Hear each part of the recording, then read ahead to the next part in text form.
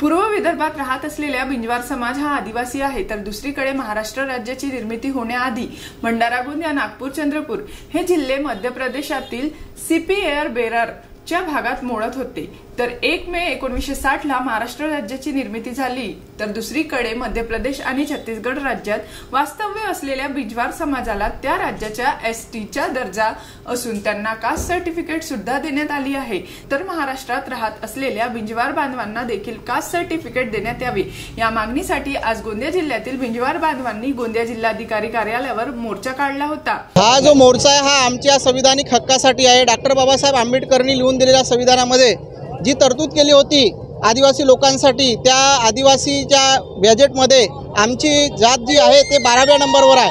पर कालांतराने काय झालं की 10व्या नंबरवर आहे, आणि कालांतराने काय झालं की आमचे जे पूर्वज होते ते छत्तीसगडला होते। इंग्रजांच्या आजपूर्वीपासून ते छत्तीसगडला राहायचे। मग त्याच्यानंतर ते महाराष्ट्रात आले।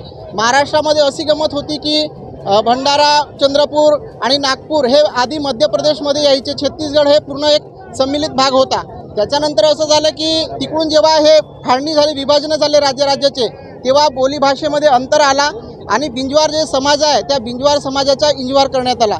त्याच्यामुळे काय होतं की आधी जे आमचे जे अशिक्षित लोक होते त्यांना ह्या सगळ्या गोष्टी समजत नव्हत्या। नाही असंच आहेत की आता जे आम्हाला कास्ट सर्टिफिकेटची गरज आहे, आपली कास्ट सर्टिफिकेटची गरज आहे एसटी कॅटेगरीमधून, ते आम्हाला मिळत नाही आहे। आणि आमचे जे बंधू जे बिंजवार समाजाचे जे छत्तीसगडला असतात त्यांना सगळ्या गोष्टी मिळत आहेत, नाही आम्हाला त्याच्यापासून वंचित ठेवलं जात आहे। म्हणून आमचं असं म्हणणं आहे की आमचे अधिकार आहेत फक्त बी आणि ई याच्यामध्ये सरकारनेच घोळ करून आम्हाला फसवलेलं आहे ना, त्याच्या दोषी आम्हाला करतायत। म्हणून आमची अशी मागणी आहे की आम्हाला एसटी कॅटेगरीतून कास्ट सर्टिफिकेट मिळावं व व्हॅलिडिटी सुद्धा मिळावी। मी जन्माला महाराष्ट्रात आली, माझं लग्न MP मध्ये झालं। मला MP मध्ये कुठलाही त्रास नाही आहे। माझं लग्न माझ्या जातीत झालेलं आहे आणि जाती रिवाजाप्रमाणे झालेलं आहे।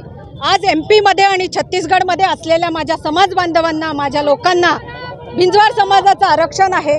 भाषेच्या अपभ्रंशाने इंजवार म्हटलं जातं आणि त्या इंजवार आणि बिंजवार हे एकच आहेत असे सरकार दरबारी बरेच पुरावे आम्ही दिलेले आहेत।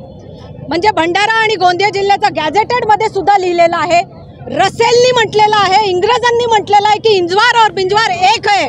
आणि एक असून सुद्धा हे आमच्यावर आज 75 वर्ष आपल्या स्वातंत्र्याला झालेलं आहे, तरी ते अन्याय करतात आणि व्हॅलिडिटी देत नाही, कास्ट सर्टिफिकेट देत नाही आहे। आता आमचे पूर्वज अशिक्षित होते, हा देश आमचा आहे आणि आमच्यावरच अत्याचार चालू आहे। इंजवार बिंजवार एक असून सुद्धा आजकाल एवढ्यात जास्त त्रास द्यायला सुरुवात केलेली आहे सरकारने। मुख्य मागणी हे आहे की आदिवासी बिंजवार हेच इंजवार आहेत।